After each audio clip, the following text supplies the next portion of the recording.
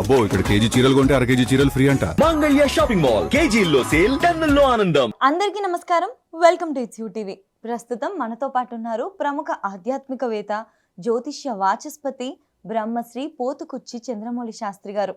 గురుగారితో మాట్లాడి మనకున్న సందేహాలన్నింటినీ కూడా నివృత్తి చేసుకునే ప్రయత్నం చేద్దాం. అంతకంటే ముందు ఇటువంటి ఆధ్యాత్మికపరమైన వీడియోస్ కోసం ఇప్పుడే మన ఛానల్ని సబ్స్క్రైబ్ చేసుకోండి. నమస్కారం గురుగారు. ఓం గం గణపతయే నమః. గురుగారు, మరి మిథున రాశి వారి గురించి చూసుకుంటే శని వక్ర సంచారం వల్ల వీళ్ళకి ఏ విధంగా ఉండబోతుంది? ఆరోగ్యపరంగా, ఆర్థిక పరంగా కానివ్వండి. మనకి ముఖ్యంగా మిథున రాశి వారికి శని భగవంతుడు ఒక రకంగా చెప్పాలంటే తటస్థంగా ఉంటాడు, న్యూట్రల్గా ఉంటాడు. అంటే మానసికంగా వీరికి 8వ స్థానానికి అధిపతి శని. అంటే ఆయుస్థానానికి ఆయుష్కారకుడైనటువంటి శని అధిపతి. మరి ఈయన 10వ స్థానంలో ఇప్పటి వరకు ఉండి ఇప్పుడు కాస్త 9వ భావానికి రిలేటెడే ఉంటాడు. అంటే 8వ భావానికి అధిపతి 10లో ఉండటం అంటే ఏంటంటే వీరు ఎంత కష్టపడి ప్రయత్నం చేసినా వారు చేస్తున్నటువంటి ఉద్యోగంలో ఎదుగుదల లేక ఎప్పుడు నాకు అనుకున్న స్థాయి వస్తుందా అని ఎదురు చూస్తున్న వాళ్ళు చాలామంది మిథున రాశి వాళ్ళు ఉన్నారు. అందరూ ఉండరమ్మా, కొంతమంది. వాళ్ళల్లో మళ్ళీ మృగశిరా నక్షత్రము, ఆరుద్ర నక్షత్రము, పునర్వసు నక్షత్రం, ఈ నక్షత్రాల వారికి సంబంధించి మళ్ళీ దశలు ఉంటాయిగా. చిన్నపిల్లలకు ఒక దశ ఉంటుంది, మధ్యవస్తులకి, చిన్నపిల్లలకి చదువు పరంగా వాళ్ళకి ఆటంకాలు కలుగుతూనే ఉంటాయి, ఏదో రకంగా కర్మదోషాలు కలుగుతూనే ఉంటాయి. అంటే అనారోగ్య లోపాలు ఒక స్థాయిలో పిల్లలు ఉన్నారనుకోండి, ఒక 10th వరకు చదువుకునేటటువంటి విద్యార్థులకి ఏంటంటే శని యొక్క ఎఫెక్ట్స్ జాతకంలో కూడా ఏ శని మహర్దశలో అంతర్దశలో జరుగుతున్నాయి అనుకోండి, ఆయన పాపేయాడు అనుకోండి, ఈయన ఏం చేస్తాడు, ఆయుష్ మీద దెబ్బ కొడుతూ ఉంటాడు. అంటే ఆయుష్ అంటే ఏంటి? చనిపోవటం కాదు, అనారోగ్యపరమైనటువంటి సమస్యలు క్రియేట్ చేస్తూ ఉంటాడు. 10లో ఉన్నాడు కదా, కర్మదోషాల్ని ఈ 26 వరకు ఇస్తూ ఉంటాడు. దీర్ఘకాలికంగా అనారోగ్య బాధలతో ఎప్పుడు హాస్పిటలైజేషన్ అయ్యి ఇబ్బందులు పడుతూ ఉన్నటువంటి వాళ్ళకి ఒక రకంగా చెప్పాలంటే కొంచెం ఆ క్షీణత తగ్గుతుంది. అంటే ఆ ఇబ్బంది పడేటటువంటి పరిస్థితుల నుంచి క్షీణించి మంచిగా కొంతవరకు రిలాక్స్ అయ్యే పరిస్థితి వస్తుంది. అంటే ఆయుష్ పెరగడానికి కొంత ఉపయోగపడతాడు ఆయన 10వ స్థానంలో నుంచి కిందకి దిగుతున్నప్పుడు. అంటే ఆయన అదే రాశిలో ఉంటాడమ్మా. శనేవి రాశులు మారడు, నక్షత్రాలు మారతాడు.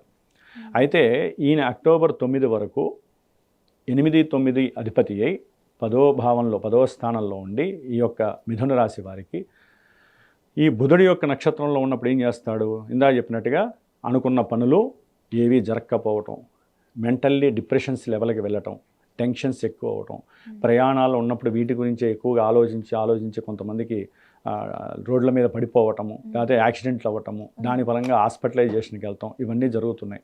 కాబట్టి ముందు కూడా నేను ఇలాగే ఉంటాను, నేను మారను అనుకుంటే మటుకు అవి ఇంకా ప్రమాద సూచనలు ఇస్తాయి. లేదు, నాకు శని వక్రించాడు కాబట్టి ఇప్పుడు నేను కొంచెం ఇంకా ఏదైనా నా వృత్తికి తగ్గ న్యాయం చేయాలంటే ఉన్నతమైన చదువు చదవాలి. అంటే ఉన్నతమైన చదువు అంటే ఇప్పుడు ఓ 45 ఏళ్ళు అయినా నేను ఉద్యోగంలో ఉన్నతమైన చదువు ఏంటండి అంటారేమో, కోర్సులు మార్చుకోవాలి. ఇప్పుడు ఏఐనా వచ్చింది కదమ్మా, కంప్యూటర్ ఉన్నవాళ్ళు లేకపోతే దానికి రిలేటెడ్ ఉన్న వాళ్ళకి ఈ ఉన్నది సరిపోదురా నాయన, మిమ్మల్ని ఉద్యోగంలో తీసేస్తాం అంటారు. వీళ్ళకి ఆలోచనలు తలకాయ పట్టుకుని కూర్చుంటారు, ఏం చేయాలి. ఇప్పుడు మిథున రాశి వాళ్ళు నాకు ఇంత తెలివితేటలు ఉన్నాయి, ఇంత చక్కగా మాట్లాడతాను, ఇంత సంభాషణ తత్వం ఉంది, ఇక్కడేమో ఉద్యోగంలో నాకన్నా వెనక వచ్చినవాడు ఎదుగుతూ పోతున్నాడు, నా పక్కన ఉన్నవాడు ఎదుగుతూ పోతున్నాడు, నేను మాత్రం ఇలాగే ఉన్నా, 40,000 జీతానికే ఉన్నా, 60,000 జీతానికే ఉన్నా, నేను ఎప్పుడు ఎదగాలి అని వాడే ప్రశ్న వేసుకుంటూ జీవితం గడిపేస్తూ ఉంటాడు. సరే, వాడి జన్మజాతకం ఏమన్నా చూపించుకుంటే అసలు ఎప్పుడు యోగిస్తుందో తెలుస్తుంది. వాళ్ళకి అది తెలియదు. కొంతమందికి ఆ విషయం కూడా తెలియదు. ఎంతసేపు రాశులు విని మా రాశిది, మా జీవితం ఇట్లా ఏడుస్తోంది, ఇంతే తప్ప అరే జన్మజాతకంలో ఈ ఏడ్చేవాడికి ఒక్కసారి ఆనందం వస్తుంది. అది కారణం జన్మజాతకం, శని కాదు. మరి ఇదేంటి, శని బాగాలేదు కదా, బాగాలేనప్పుడు నేను ఎందుకు నవ్వుతున్నాను అనుకుంటాడు వీడు. జాతకంలో దశలు అంతర్దశలు మారిపోతూ ఉంటాయి. మారిపోయినప్పుడు శని ఏం చేస్తాడు, వాళ్ళకి అనుకూలంగా ఇచ్చేస్తూ ఉంటాడు. కర్మదోషాలను ఇచ్చేవాడు ఎప్పుడు కూడా అమ్మా ఆయన స్వతహాగా ఏది ఇవ్వడమ్మా. అలా ఇస్తే ఏ మనిషి భూప్రపంచంలో నిలబడలేడు, ఎవరితో సరిగ్గా మాట్లాడుకోలేరు. మరి మిథున రాశి వారికి వాక్ సంభాషణ తత్వం ఎక్కువగా ఉంటుంది, మేధస్సు ఎక్కువగా ఉంటుంది, అవతల వాళ్ళతో సంభాషించి అవతల వాళ్ళని అట్రాక్ట్ చేసే గుణం ఉంటుంది. మరి వీడికి ఇన్ని బాధలు ఎందుకు వృత్తిలో?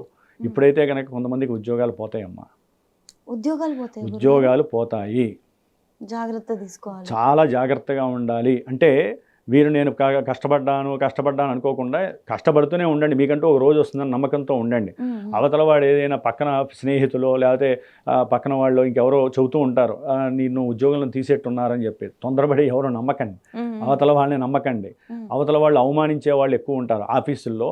వీళ్ళ కింద వాళ్ళు పనిచేసేవాళ్ళు ఉద్యోగస్తులు పైన హెడ్ ఆఫ్ డిపార్ట్మెంట్ కానీ అవమానించే గుణాలు ఎక్కువగా ఉంటాయి ఆఫీసుల్లో. అది తట్టుకోలేక కొంతమంది దుర్వ్యసనాల పాలయ్యే వాళ్ళు చాలామంది ఉంటారు.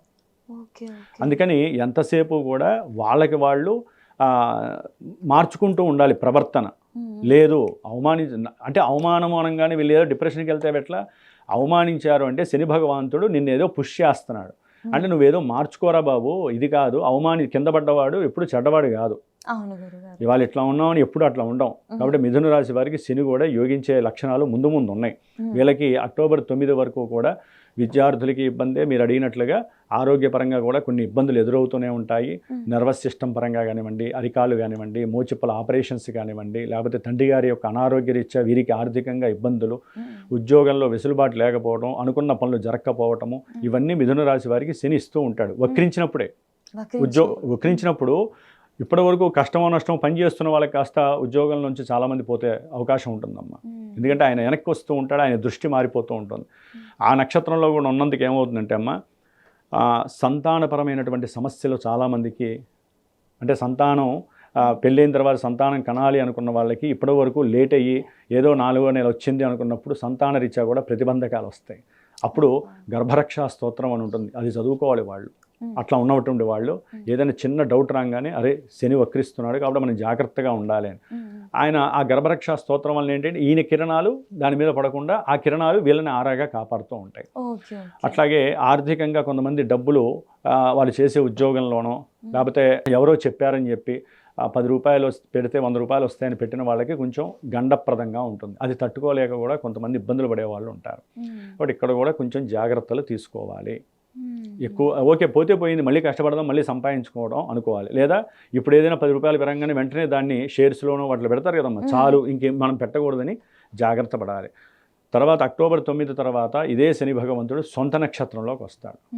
వచ్చినప్పుడు ఏంటి, 9వ భావ ఫలితాన్ని కొంతవరకు ఆయన చేరదీస్తాడు.